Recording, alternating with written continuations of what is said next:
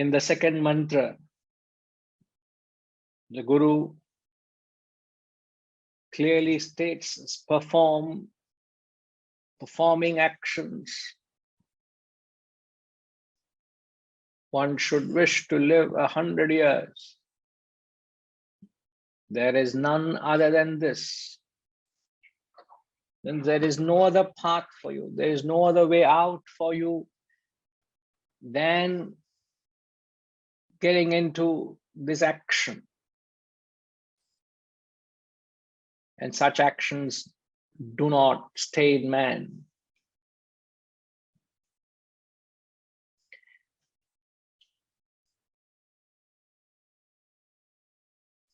So the vasanas which are covering the self, the Atman, has to be removed.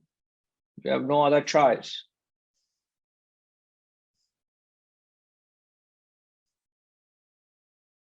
So, considering we are all not fit for renunciation, we all should be interested towards this action.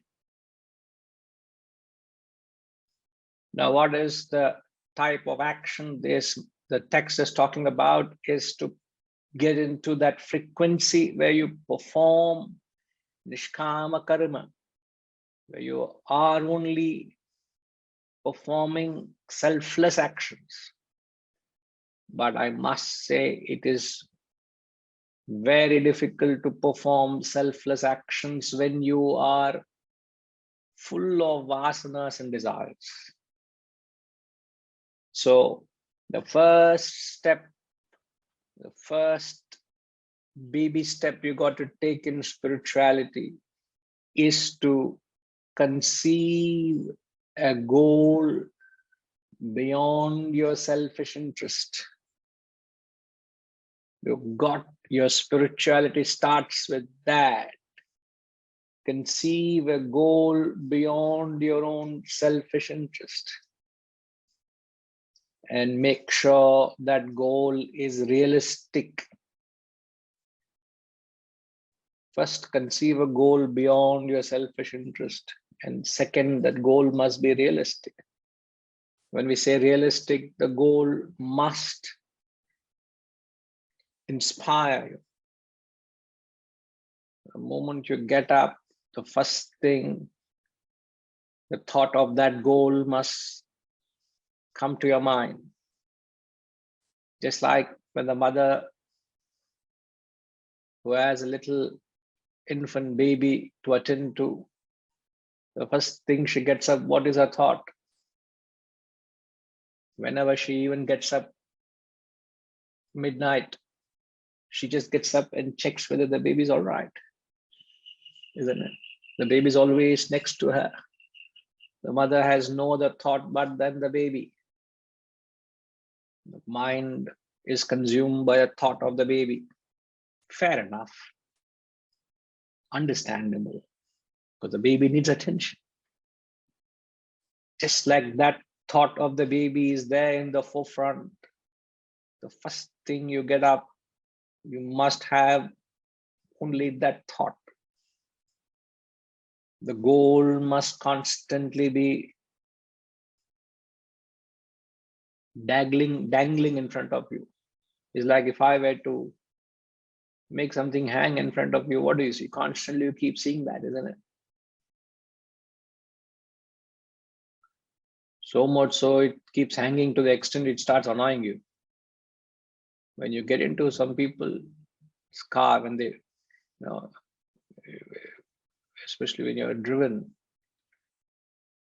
you find it's a habit people have that they have all sorts of things hanging from the hook of the rear mirror. And sheer motion as well as constantly dangling. All the time it's dancing. It's like a dancing doll. And I don't know how they can concentrate. And things all the time dangling and all sorts of things are hanging there. And forget that, to the extent they go, they make their dashboard a platform of, they've made a sanctum sanctorum. So it becomes a place where you do your puja, your vratam, your homam, your yajna, everything is done in the car on the dashboard. and then the entire offerings are done on the dashboard. I don't want to lose my focus. I'm saying dangling. That constantly is there right in front of you. So you must conceive an ideal. The ideal must be realistic. And why realistic means it must inspire you. The moment the ideal is not inspire you, possible you have gone beyond the ideal. The ideal has become stale. You've got to raise the bar. And then your actions are driven towards that goal, attainment of that goal.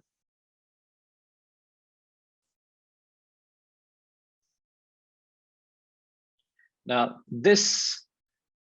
such actions, what is the benefit of such actions? Two benefits. First benefit, the work itself is a pleasure. When you perform such actions with a spirit of sacrifice, you're sacrificing your own personal preferences. You're not operating on your personal likes and dislikes. You're not feeding your own personal desires. When you work for an ideal beyond your own personal likes and dislikes, the first thing you get is the work itself becomes a pleasure. There is immense joy and satisfaction in the performance of action. Just try to do something beyond yourself and then see it, taste it. You all have tasted it. The problem is you're not able to consistently keep the ideal above yourself. You have an ideal, but the problem is the ideal keeps disappearing. And what keeps coming are my desire. What are my personal likes and dislikes, my personal attachments, my problems. The world doesn't think the way I want to operate. So all that comes, and then suddenly the goal disappears. Suddenly, once in a while, the goal appears. And correct, I must do that also. Kind of a state we are in. But if you have the goal dangling constantly in front of you, and if your actions are only driven to that goal, actions are extremely inspired actions, sattvic actions. Work itself is a great pleasure. Point two, such actions cleanse your personality of the vasanas and desires which stain man. The verse says, the mantra says, isn't it? Such actions cleanse your personality of the vasanas and desires which stain man. But when you perform these actions which are for a higher cause, they cleanse your personality. There's no more stain of these vasanas and desires.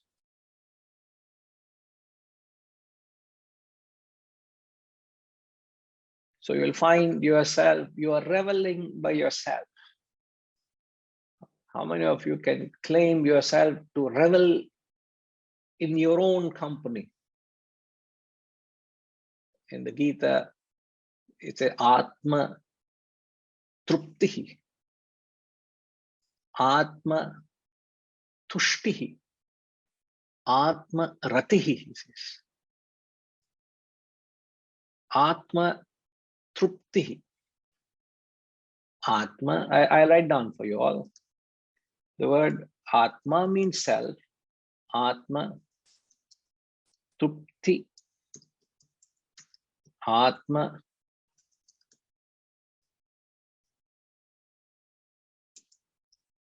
Tushti. Atma. Atmarati. Truptihi. Tushtihi. Ratihi. Where you are contented. Truptihi is contented. Tushtihi is sort of satisfied. Ratihi is you revel.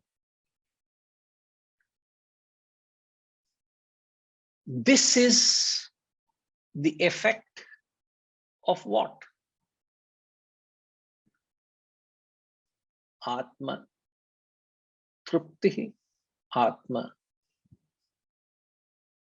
tushti, Atma ratihi. Where you are able to find contentment, satisfaction, and revel in yourself. And this is a result of what?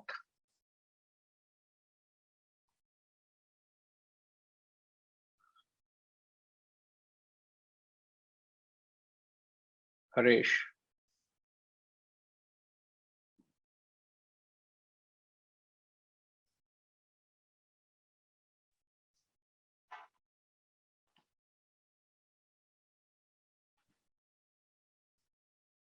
Good morning, Guruji. Hari Om.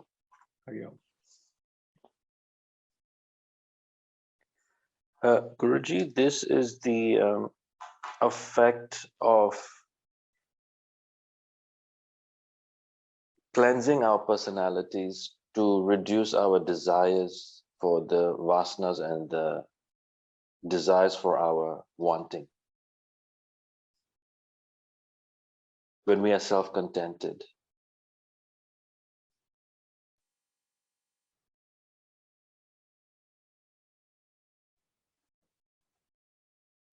I think you're missing the point.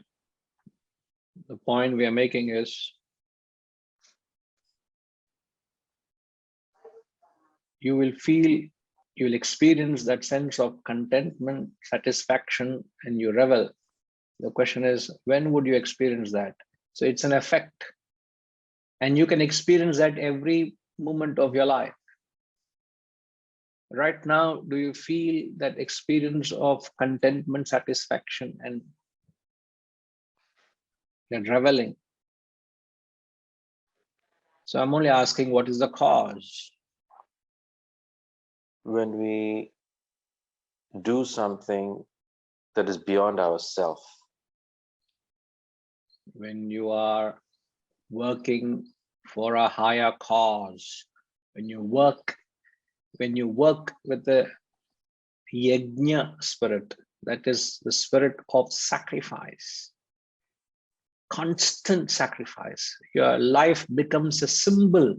In fact, you yourself and your actions become a symbol of sacrifice because you're constantly attuning to the ideal, the goal, which is beyond your own selfish interest. But when the selfishness comes in, what happens when one works with the selfish interest? What would be the opposite of that, Harish, when one is working constantly to think of himself? He thinks his life and his needs are everything. He doesn't have the thought to entertain anybody else's interest, all the time thinking of I and my. What would be his experience? Exactly the opposite of it, isn't it? Yes. Is he not frustrated, constantly complaining? His life is constant unrest.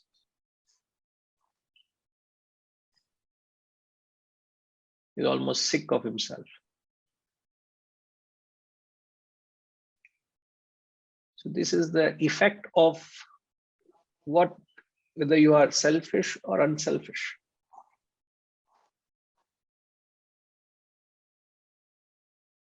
You have created so many problems of your own reckless actions, and all the time you're thinking about yourself, solving your problems. All the time is yourself. So all the time you think of my and I and my. It's a very frustrating life. That's what we are trying to get at. You get, Harish? Yes, Guruji. Yes. Right. And right now, thank you. Yeah, important. point also you got to understand. How high or lofty can your goal be? How high can it be? The highest being self-realization. And further clause the mantra gives, you must live a life of 100 years.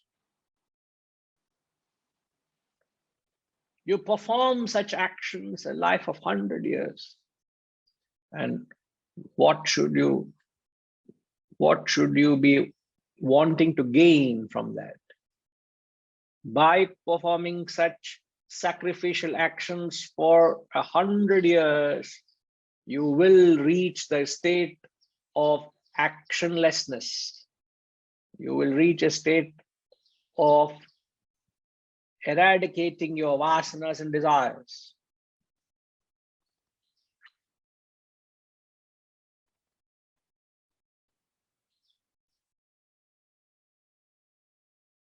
So you use an action to get rid of the action.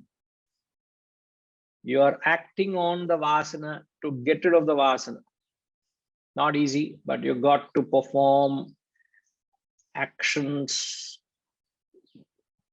constantly towards a higher goal. So much so, you become a symbol of the goal itself.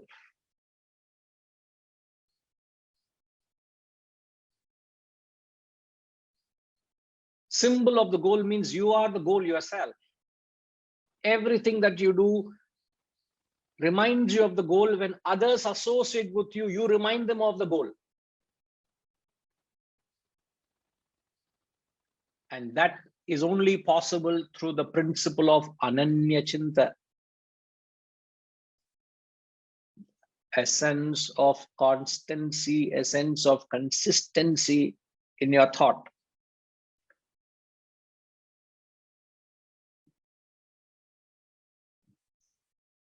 So the challenge is to constantly serve the ideal or the goal you believe in.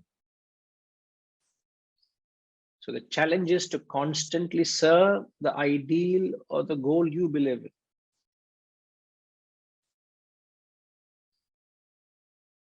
So my simple question is,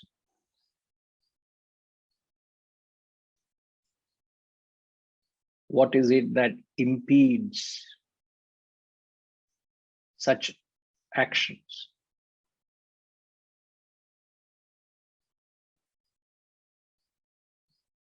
Amitama. The challenge is to constantly, consistently serve the ideal. The question is, what is it that impedes it? Hari Om Guruji. The actions that impede is selfish actions, lower desires, looking at everything in relation to self, something that only satisfies me, selfish, anything selfish. So what impedes it is your own selfish emotions, right? Yeah. The question is, when, so let's say somebody doesn't recognize you for your sacrifice, can you continue your acts of sacrifice towards that goal? Yeah, I think that is definitely a challenge.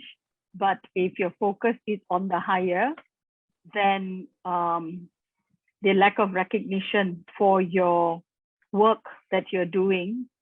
I mean, we don't need validation from people. We don't need recognition from others, you know, because our focus, we know that our focus is on the higher, it is selfless, and that is our motivation to continue going, right? We don't need the validation. And it's not always easy, sir. Never easy. Yeah. So how to constantly ride above all, you put so much effort. And your boss or your guru or somebody out there rejects it outright.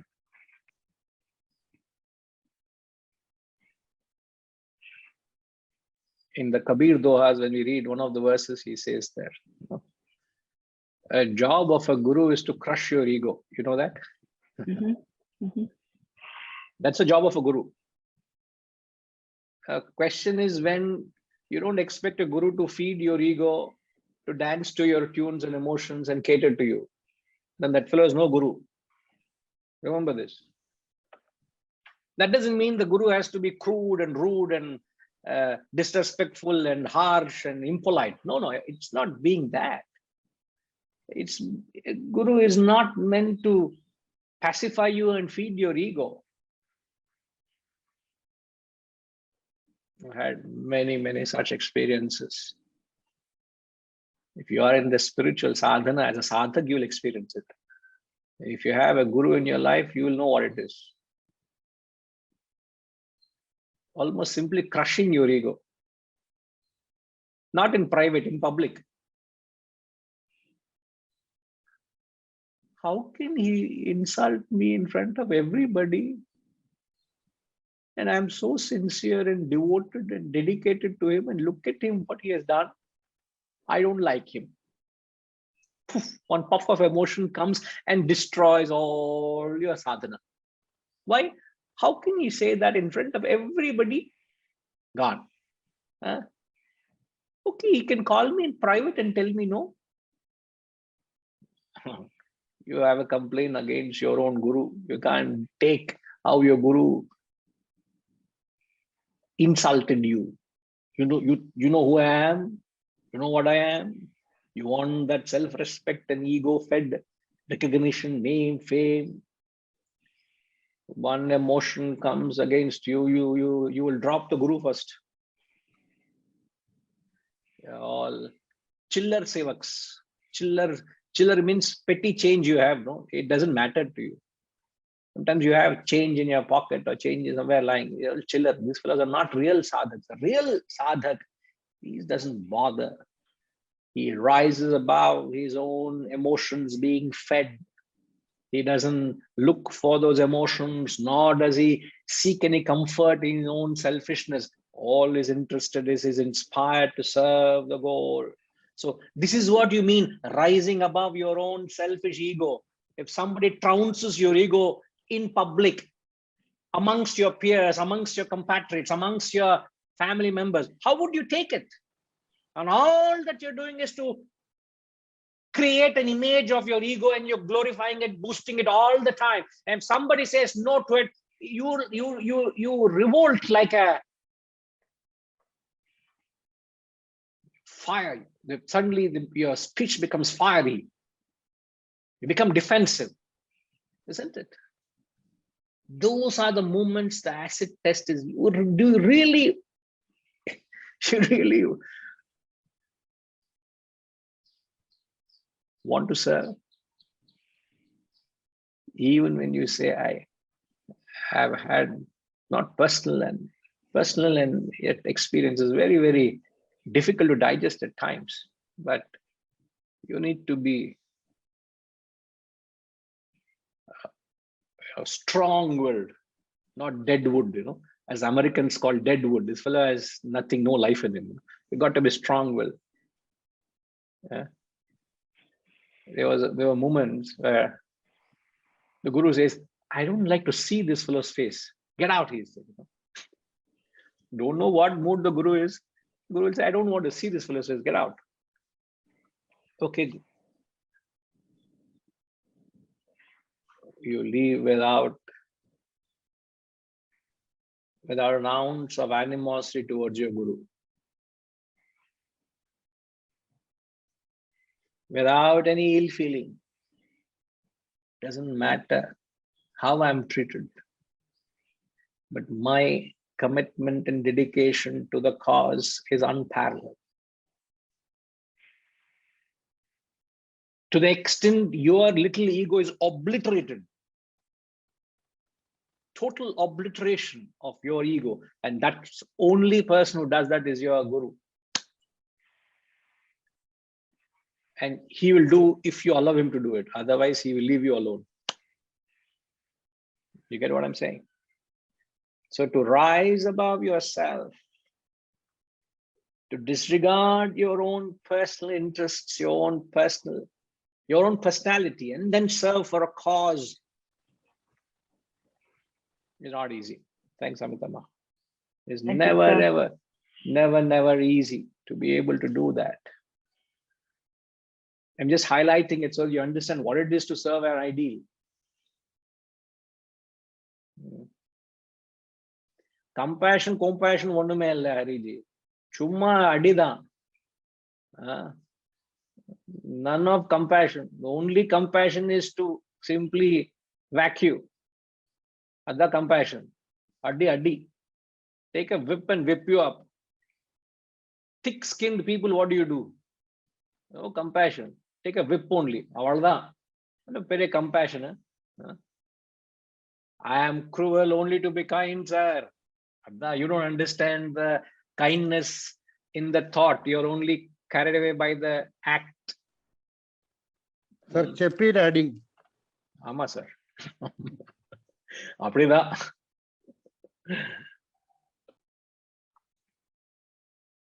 Yes, Harish. Guruji,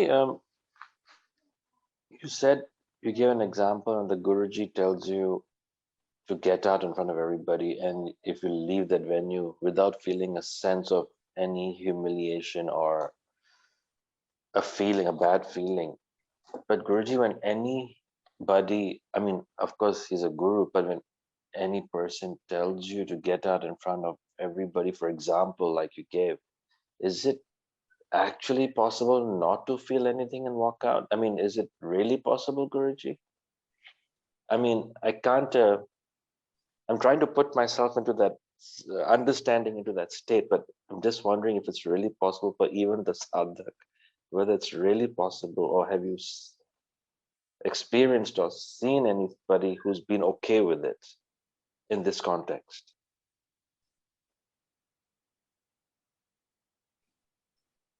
As I said, it's an experience I'm sharing with you. This happened more than 20, in fact, in the ashram days, when I was in ashram. I'm putting the clock back more than 26, 27, 27 years, 28 years ago. Long, long time. It's so fresh in my memory. See, when you when you surrender, then there's no questions asked. Then you don't doubt whatever the Guru does, because you're surrendered completely, Sharanagati. Because that's when you understand whatever the Guru does is only for your hitam, for your good.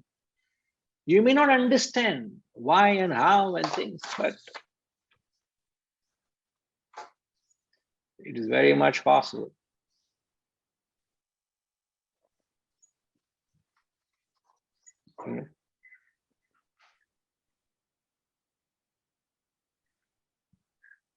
Certainly possible, sir.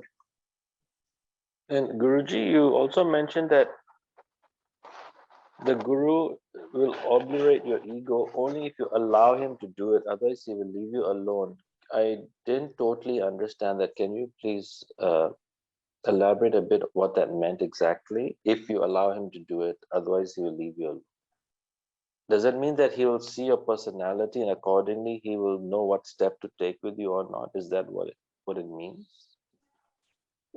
No, it doesn't mean that. It only means you must surrender to get help from the Guru. Otherwise, they don't want to waste your time, waste their time. Okay. Sir, if you ever seen a blacksmith, when he's trying to make a tool, what he does is first he has to heat up that rod, isn't it? Yes, yes. He heats the rod and then he applies consistent force, and then that it brings about a shape. It makes a tool. When you are cold to the Guru, he is not interested. When you are inspired and heated by this knowledge and you surrender, that is when the Guru comes in to mend you, to mold you. So the job of a Guru is to mold, those who are ready to be molded. So are you inspired and heated by this knowledge? Or are you cold to the Guru? Are you cold to this knowledge? Means you're not interested. They don't want to. They don't have time for those who are not interested in helping themselves. The best way to help yourself is to let others help you. The best way to help yourself is by letting others help you. Means by surrendering. If I want to help myself, means if I have a financial problem, I got to surrender to my auditor and say, I don't know what to do, please help me. If I don't go to him, no auditor is going to come into my life and say, hey, open up your accounts and all your hidden transactions. I want to help you resolve your financial issues you're caught up in. He's not going to, he's not bothered, is it? Correct. You got to be shameless, literally shameless, completely, I don't know the right word. Rajima, is this the word unabashed? Is the right word? English word I'm saying. What's the word unabashed means? I don't know, I'm just using the word. I'm lost for words. Is it the right word? Yes, completely unabashed, yeah. You're completely unabashed. You've got to be completely naked in front of your Guru. Yeah. Mentally, completely, there's nothing to be hidden. And that is when a Guru understands, here is a student who wants my help. Even literally, the stories and parables, when Draupadi was being derobed in the parliament, she held on to that last piece of cloth which clad her. But she didn't get help till then. Only when she let go of it and said, Krishna, help me, she got all the help. That complete helplessness. I can't, as long as ego, see, ego is announcing to the world, I can take care of myself, I know. That's ego. And no ego is, I don't know, I can't take care of myself, I don't know. You'll get help. Believe me, you get help. The moment you remove your ego, help will come. And that a Guru knows very well who is ready for it, who isn't.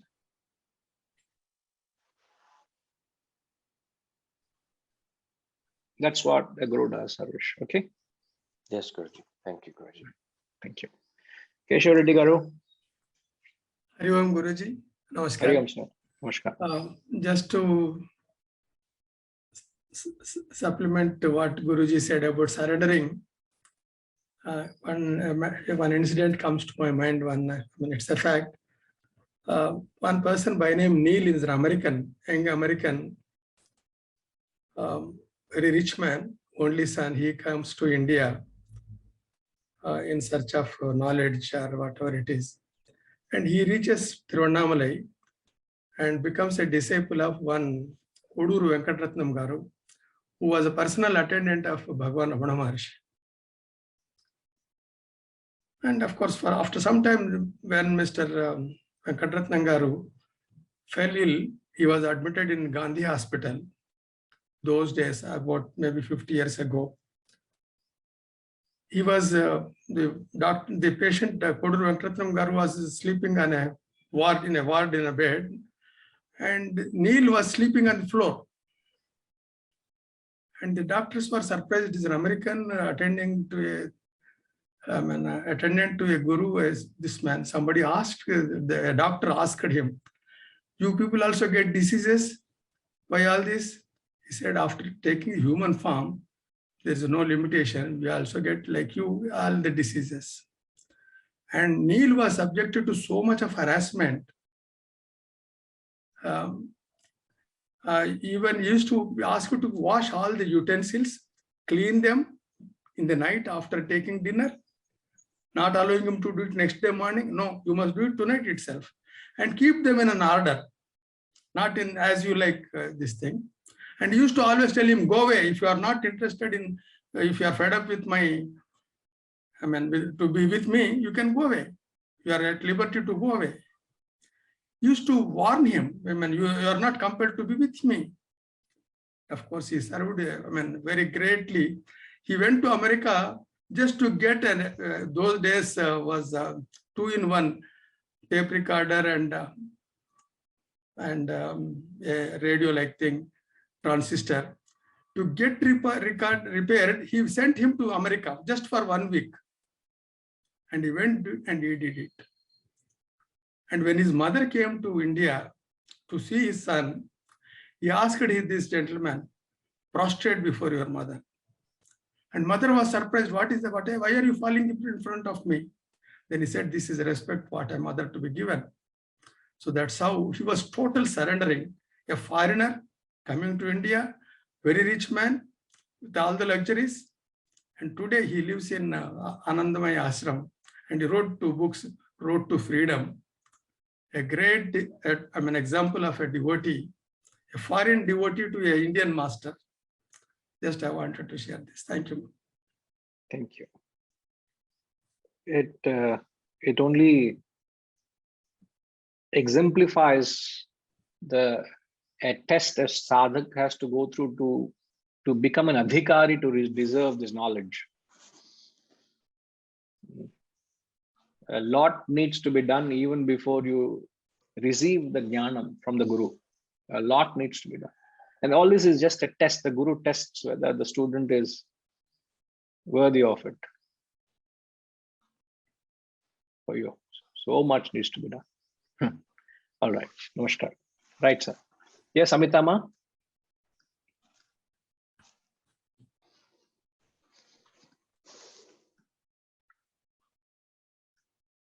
Hi, sir. I was going to add to this discussion about how the Guruji, does you good in crushing your ego, etc. And this is something I wanted to ask whether I'm on track. When you accept, any kind of comments, criticism from others, whether be it your Guruji or be it anybody else,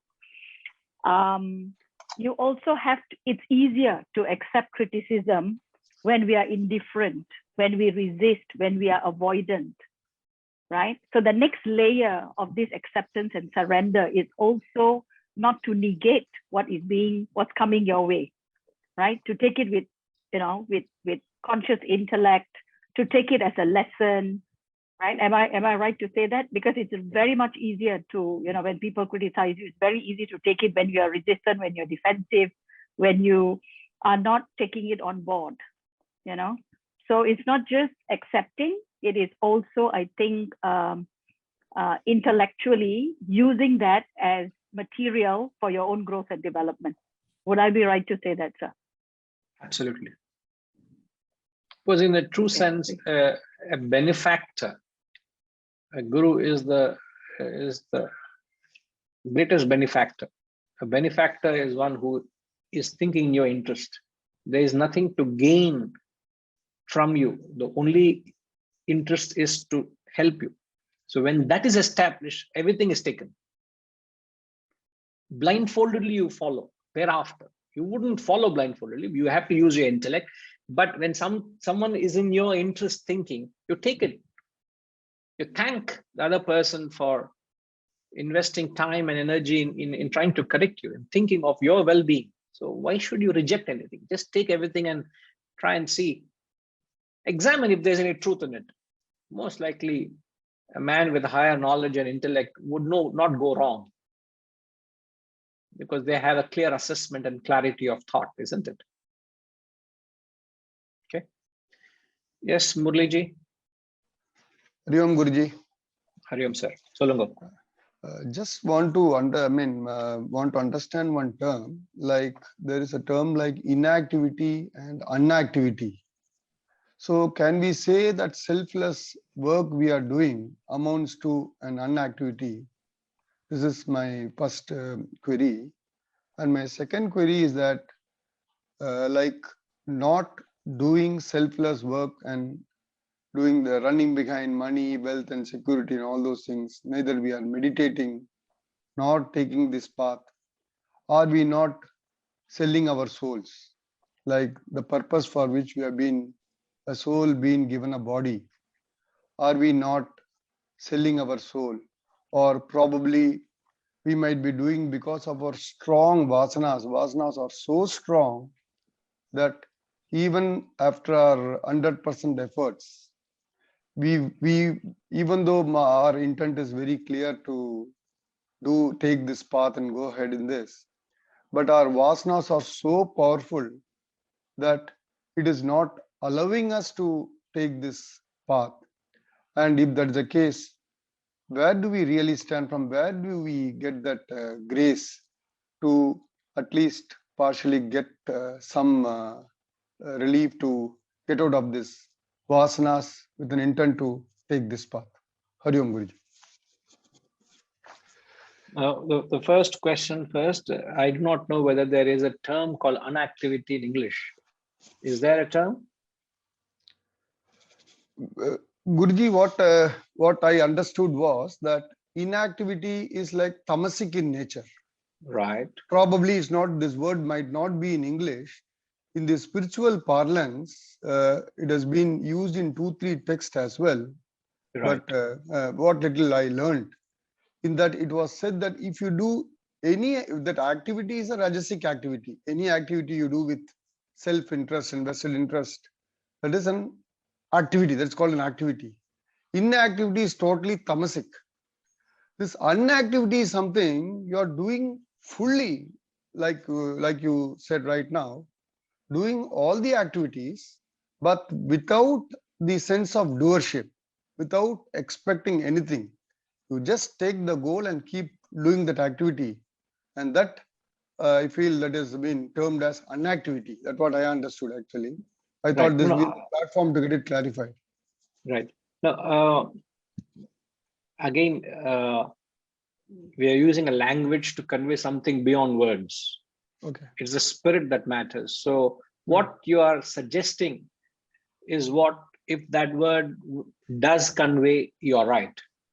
But if the language is right, it is right so to use it.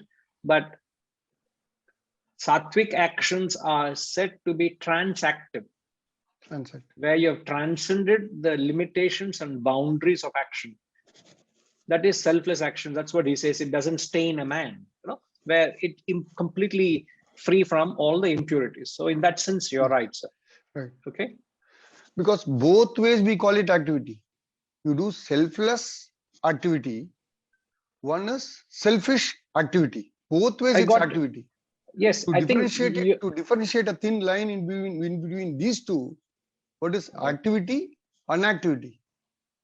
So probably to may not sound literal, but just for our understanding, I thought I'll. Yes, yeah. I think you're right. I think you're correct in that understanding. Okay, sir. Yeah. Now the second question you are asking, that when someone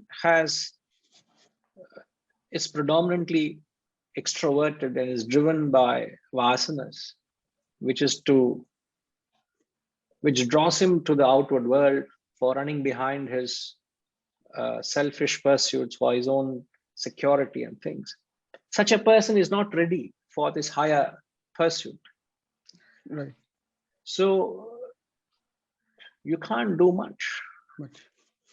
It's like when somebody is not hungry, you can try to feed him. He would not have it, isn't it? Right. So only when you are mentally you must realize the futility in such a pursuit. That is when you turn towards the higher values of life. Right. But life itself will teach you the folly of one's actions and pursuits. Life itself teaches you. Right. At some point in life, one will start questioning and say, what am I doing? Where am I going? What is the purpose of all this? Why am I going through this? Then when you start questioning through experiences, that is when you will have someone coming into your life helping you. Till then, you can't do much. You have to let them grow through their own experiences. It's a path. It's a path of life. It's a phase of life they have to go through. All right, sir. Right, sir. Thank you. Thank you, Guru. Thank you. Hari Om.